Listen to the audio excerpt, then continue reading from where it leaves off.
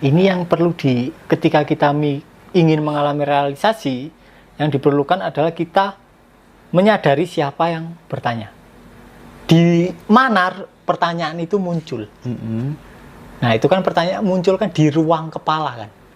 Pertanyaannya cuma lewat-lewat doang, tapi kita teridentifikasi dengan pertanyaannya. Kalau kita menanggapi pertanyaannya pasti bulat. Pasti bulat. Dan itu jawabannya pasti hanya sebatas asumsi, karena kita nggak pernah tahu. Pikiran kita nggak pernah tahu. Apakah ada yang menggerakkan, ataukah ada apa, kita nggak pernah tahu. Pikiran kita nggak pernah tahu.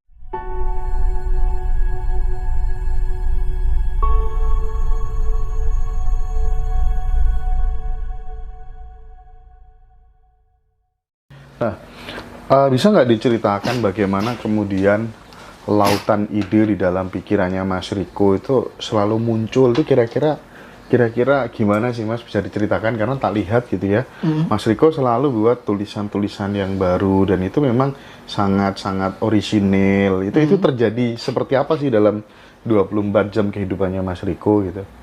Nah, pikiran saya itu cenderung diem, kecuali kalau pas bicara sama orang. Nah, kalau nulis ya tiba-tiba nulis aja. Oh, yang mau tak tulis ini, nggak pakai mikir yang aneh-aneh sampai dipikir-pikir gitu, nggak. Intinya adalah ketika kita bukan mampu mendiamkan ya, kita harus mencari background dari pemikiran-pemikiran itu. Kayak misalnya di ruangan ini kan banyak objek kan, ada meja, ada kasur, ada kursi, terus ada lampu, ada kaca, terus ada TV, ada orang, ada Mas Hendra, ada Mas Dika, ada Bu Gusnul, ada Om Joko. Tapi kita jarang sekali menyadari ruang di mana segala sesuatu itu dibiarkan ada. Intinya selalu dibutuhkan ruang di mana pikiran dapat muncul dan tenggelam. Dan yang paling penting sebetulnya adalah ruang itu, karena ruang tidak terpengaruh oleh apa yang muncul dan tenggelam, dan justru apa yang muncul tenggelam dimunculkan dan ditenggelamkan oleh ruang tersebut. Oke. Itu kesadaran. Baik Mas, tanggal 17 Februari kita kan nanti bikin ini kelas Zoom. Jadi sahabat-sahabat kita yang kemudian tidak bisa datang di Kopdar itu kan nanti kita fasilitasi ada kelas Zoom dan di situ ada pendampingan selama 2 minggu ya. Nah, mungkin itu bisa dijelaskan ke Mas Riko. Jadi nanti di Zoom itu kolektif terbatas kan sifatnya, karena kalau terlalu banyak kan repot juga masalahnya orang segitu banyak gitu kan. Terus kemudian ada beberapa tambahan materi dan itu mungkin mekanismenya seperti apa Mas Riko biar teman-teman nanti bisa memahami lebih detail gitu. Yang paling penting untuk materi pertama itu adalah materi tentang realisasi diri. Yang mana sih diri fiksi diri fiksi itu, dan yang mana kesejatian itu yang paling penting. Dan kedua, ketika dirinya sudah tersadari yang sejati, kita baru bisa melakukan letting in secara benar. Jadi dua itu merupakan materi utama. Yang untuk konsultasi masalahnya tetap nanti akan dijawab di Zoom kan? Akan dijawab di Zoom, dan pada saat biasanya teman-teman yang paling susah kan mengimplementasikannya itu loh Mas Riko gitu. Itu nanti bisa didampingi di WA group ya Mas ya. Oke. Intinya yang paling susah itu adalah karena kita memiliki urgensi untuk menghindari masalah. Entah itu masalah luar ataupun sensasi fisik yang dianggap masalah. Misal kita punya kenangan misal uangnya diambil orang gitu ya. Ketika ketemu orang itu rasanya nggak enak. Nah, kita lari dari rasa ini menjauh. Nah, itu kan lari. Kita sejak kecil ada urgensi untuk lari. Ya, kita harus berusaha untuk diam dan menyadari dan tidak lari. Intinya itu tok. Intinya jangan lari. Karena seberapa jauh pun Anda berlari, Anda tetap akan terkejar pada akhirnya. Oke. Nah, Mas Riko kemarin aku dikasih tahu sama Mas Joko gitu ya. Jadi memang untuk fase orgasme itu memang ini ya, kelas khusus gitu ya Mas ya. Supaya kemudian teman-teman tahu prakteknya bagaimana Iya. gitu ya. Dan itu biasanya ini Mas apa? Misal kayak durasi lama dan seterusnya, itu dari teman-teman yang sudah praktik ikut kelasnya Mas Riko itu prosentase keberhasilannya berapa persen Mas? Sekitar 90%-an. 90%. Oh. Kalau prakteknya bener ya. Kemarin ini baru webinar 5 hari dan hari ini udah banyak hasil orang-orang Cerita gitu. cerita. Lewat 2 jam, udah ada yang awalnya 10 menit, sekarang jadi 2 jam Loh. durasinya. Ya, nggak boyok apa gimana, nggak tahu.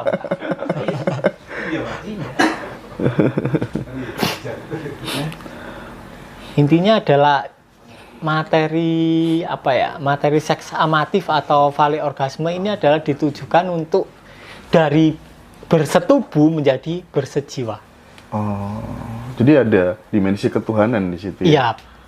Banyak kasus itu yang biasanya teman-temanku di Facebook yang awalnya nggak begitu paham sama tulisanku, nggak paham maksudnya, setelah ikut kelas yang vale orgasme dan dia mengalami vale, kemudian mengalami yang aktual, dia baru paham.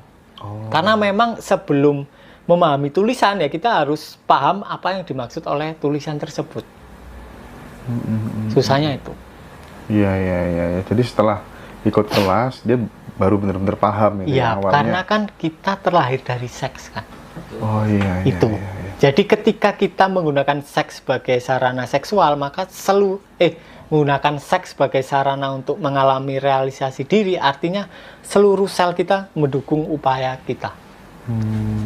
Waduh, menarik. Letting in di dimensi seksual. Iya, letting in di dimensi seksual. Letting in di dimensi seksual. Soalnya kan lebih cepat. Soalnya kan seks ini kan cenderung ditolak kan sebagai hal kotor kan. Iya. Meskipun kita sudah menikah, itu dogmanya masih gandol dan banyak orang nggak sadar.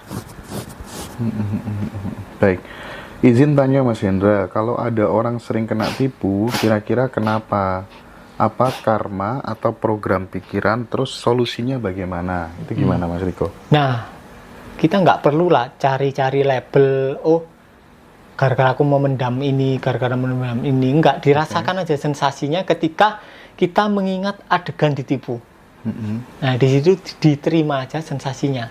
Diselami sensasinya sampai sensasinya lenyap dengan sendirinya. Kalau nggak lenyap ya nggak usah berusaha dilenyapin. Intinya diselami aja, dialami total. Dibiarkan masuk, dialami total dan ya udah biarkan. Kalau mau lenyap ya nggak apa-apa, nggak lenyap juga nggak apa-apa. Nah di situ biasanya hampir pasti loopingnya runtuh. Oke. Mas, kalau kita menginginkan sesuatu, bisa nggak ya terwujud dengan tanpa effort, physical action, selama vibrasi tinggi? Apakah itu membutuhkan vibrasi yang tinggi kayak gitu tuh? Gitu. Gimana tuh Mas? Teman-teman yang di TikTok boleh bertanya juga nanti, silakan. Vibrasi itu kan hasilnya adalah nuansa dari kesadaran kan. Vibrasi kan erat dengan kaitannya dengan perasaan yang menghasilkan getaran. Tapi kita perlu melangkah lebih jauh lagi ke dimensi yang lebih dalam, yaitu background dari nuansa kesadaran, yaitu kesadaran itu sendiri. Artinya backgroundnya pasti getarannya lebih tinggi dari nuansanya. Makanya di siapa? Bukunya siapa? David Hawkins yang Power Force. Terakhir kan God View kan, pencerahan kan. Nah pencerahan itu adalah background dari nuansa. Dan itu bukan gerak ke atas, tapi adalah gerak ke belakang. Artinya ketika kita mampu mengamati nuansa, ya kita menjadi ketidakterbatasan, di mana nuansa-nuansa tersebut muncul dan tenggelam. Enlightenment ya. Iya. Oke. Nah, kemarin yang kapan hari itu aku ketemu sama Mas Joko, diajari cara salaman. Itu manfaatnya buat apa sih, Mas? Besok aja ya diterangin. Gimana bisa. Sentuhan bernyawa. Sentuhan bernyawa. Iya. Besok dipraktekin ya. Jadi biasanya orang nyentuh itu kan asal sentuhan. Iya. Dia nggak benar-benar ada di tangannya. Jadi dia belum ada di tingkat menyentuh dengan tangan. Jadi kita belajar menyentuh dengan tangan. Kemudian ada tingkatan lain menyentuh melalui tangan. Jadi bukan tangan yang nyentuh, tapi adalah kesadaran yang menyentuh. ada pencipta dan tidak ada ciptaan, maka kita sampai di pengalaman bahwa segala sesuatu adalah aku, segala sesuatu adalah sampean, segala sesuatu adalah sampean, dan segala sesuatu adalah kita. Kita ini adalah satu kesatuan yang intinya adalah satu yang memunculkan ekspresi yang beragam-ragam. Kayak lautan itu kan satu, utuh kan. Tapi dia memunculkan ombak yang beragam dan jumlahnya beragam. Tapi dari sudut pandang ombak lain itu terpisah dan bukan dirinya. Tapi ketika si ombak itu terjun ke laut, dia sadar, oh segala sesuatu adalah aku. Itu. Oke. Pertanyaan selanjutnya dari teman-teman, apakah manusia bisa memilih antara mengikuti pikiran dengan mengikuti yang sejati? Apa efek dari pilihan tersebut, Mas Riko? Gitu. Ketika memilih, berarti dia mengikuti pikiran. Ketika kita tidak memilih, ya kita tidak mengikuti. Yang diperlukan adalah kita tidak mengikuti. Caranya adalah dengan tidak memilih. Artinya kita tidak memilih emosi yang sedang hadir saat ini. Dan kita juga tidak memilih pemikiran. Karena ketika kita memilih, berarti kita memisahkan. Artinya kita memilih, ini ada yang bagus, ini yang ada yang negatif. Kita memilih yang positif. Nah, di situ mulai rancu, akan muncul banyak penderitaan. Intinya, jadi sekali lagi, apapun masalahnya, poinnya adalah kita melampaui pikiran, perasaan, dan tubuh tadi ya. Karena di dimensi yang lebih dalam, masalah itu nggak ada. Berarti andai kata setiap orang ini bisa selalu menyadari hal itu, damai banget dunia ini. Damai banget. Ya, simbolnya itu kan, Buddha kan simbolnya adalah roda. Artinya masalahnya ada di permukaan roda, tapi tidak ada di pusat dari roda. Karena permukaan pasti geronjal-geronjal, kena jalan. Tapi pusatnya dia nggak kena. Iya. Pusatnya diam. Jadi gini bos, jadi besok itu ketika ikut kelas ya, yang tadinya durasinya 10 menit bisa jadi 2 jam. Gimana tuh? Tanpa obat tuh. Ente tanpa obat-obatan. Nah, gimana ini? Itu lebih. Astagfirullah. Saya ada loading dulu.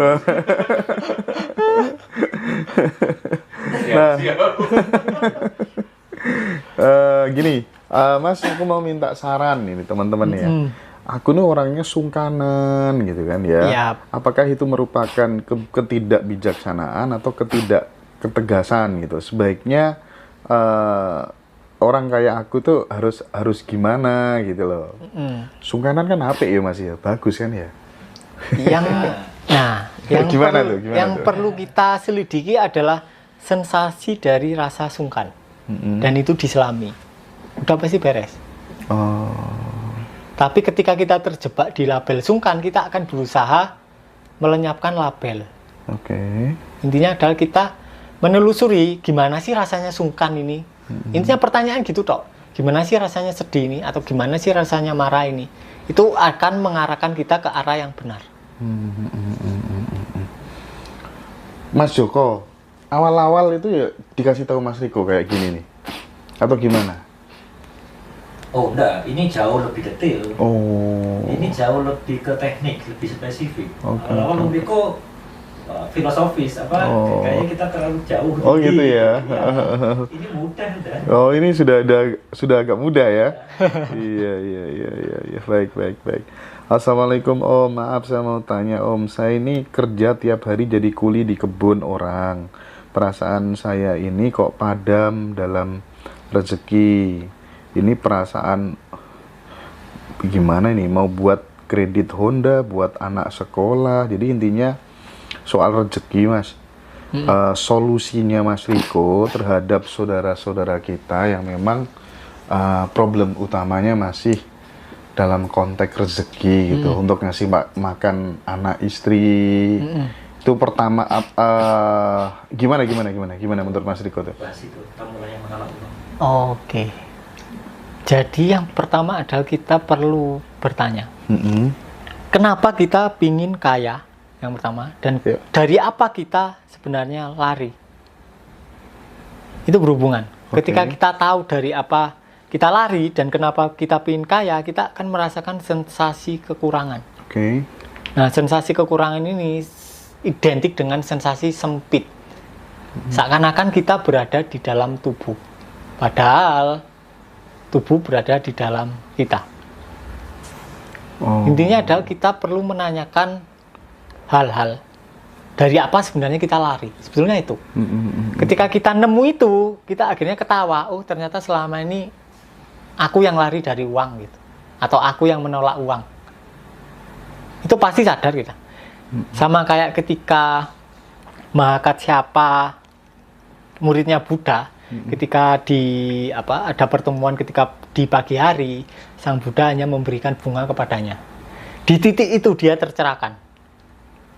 Dia ketawa, oh ternyata aku bahkan sudah tercerahkan sebelum ketemu sampean, wahai Buddha gitu. Itu dia ketawa karena sebenarnya Mas Hendra juga sudah tercerahkan. Om Joko sudah tercerahkan, Mas Rika sudah tercerahkan, hanya saja tidak sadar terhadap kesadaran yang alamiah, yang sudah ada.